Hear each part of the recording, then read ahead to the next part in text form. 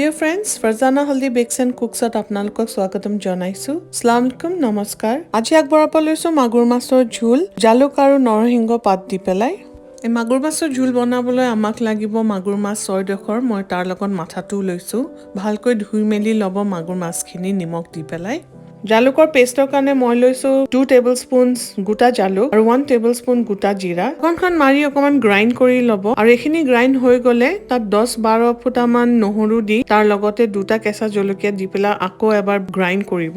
এই গোটেইখিনিত পানী মিলাব নালাগে, এতিয়া অকণ শুকান কৰি গ্ৰাইণ্ড কৰিব। যদি পটাত পিছে তেতিয়াহ'লে অলপ পানী দি পিচিব। যদি এক্সট্ৰা থাকি যায় পিহি পেলাই তেতিয়াহ'লে এনেকে 1 টেবুলস্পুন জোখত প্লেটত ৰাখি পেলাই ফ্ৰিজ কৰি থ'ব টু ইউজ ইট লেটাৰ। মাগুৰ মাছৰ ঝোলৰ কাৰণে আজি লৈছো 1 টেবুলস্পুন জালুক পেষ্ট। মিডিয়াম জুইত এখন পেন বা সৰু কেৰাহী গৰম দি পেলাই তাত দি দিব 1.5 টেবুলস্পুন মিঠাতেল। মিঠাতেলখিনি গৰম হওঁতে তাত দি দিব 2 ফুটা নহৰু আৰু আধা ফাল পিঁয়াজ সৰু সৰুকৈ স্লাইচ কৰি ল'ব। ভালকৈ ভুনিব নহৰু আৰু পিঁয়াজখিনি যেতিয়ালৈকে পিঁয়াজখিনি অকণমান ৰঙচুৱা হৈ নাযায়।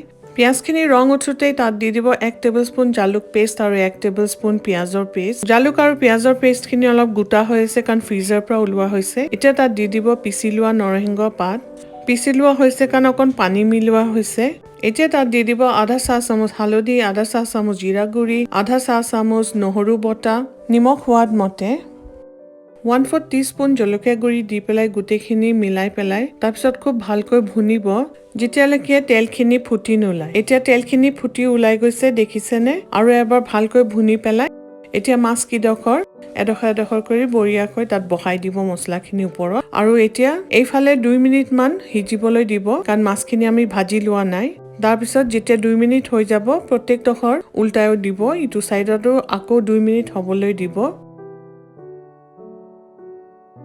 যেতিয়া দেখিব যে ভালকৈ ভুনি গৈছে মাছখিনি, এতিয়া তাত দি দিব পানী নিজৰ আন্দাজ মতে। পানীটো নিজৰ ঝোল যিমান লাগে সিমানেই দি দিব আপোনালোক। পানী দিয়াৰ পিছত নিমখটো এবাৰ চাব, যদি দৰকাৰ পৰে আৰু অকণমান নিমখ দি দিব। অকণমান লৰাই পেলাই এতিয়া ঢাকনখন মাৰি দিব।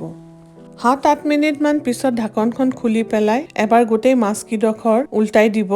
ইটো চাইডো উল্টোৱা হৈ গ'লে আকৌ ঢাকনখন মাৰি পেলাই আৰু অলপ দেৰি সিজিবলৈ দিব। যেতিয়া সিজা হৈ যাব তাৰ ওপৰত আপোনালোক পিঁয়াজ পাত নহ'লে ধনিয়া পাত দিব পাৰে। মই পিঁয়াজ পাত ধনিয়া পাত দিলে মই ঝোলখিনি অকণমান শুকাই দিওঁ। যদি আপোনালোকৰ পিঁয়াজ পাত ধনিয়া পাত নাই তেতিয়াহ'লে ঝোলখিনি অকণ পনীয়াকৈ ৰাখিব। এই জালুক আৰু নৰসিংহ পাতৰ কম্বিনেশ্যন আৰু মাগুৰ মাছৰ লগত বিৰাটেই বঢ়িয়া হয় খাবলৈ। আপোনালোকে ৰেচিপিটো ট্ৰাই কৰি চাব। এতিয়া এইখিনি হৈ গ'ল, গেছটো অফ কৰি দিব। যদি ইচ্ছা কৰে এটা আলু কাটি দিব পাৰে, তেতিয়াও বঢ়িয়া হয় খাবলৈ। আশা কৰিছোঁ ৰেচিপিটো আপোনালোকৰ পচন্দ হৈছে আৰু প্লিজ লাইক আৰু শ্বেয়াৰ কৰিব।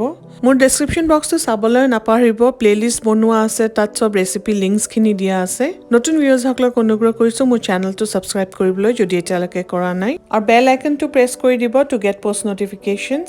আপোনালোকৰ সময় স্নেহ আৰু মৰমৰ কাৰণে বহুত ধন্যবাদ জনাইছোঁ। Take care and be safe. Bye by.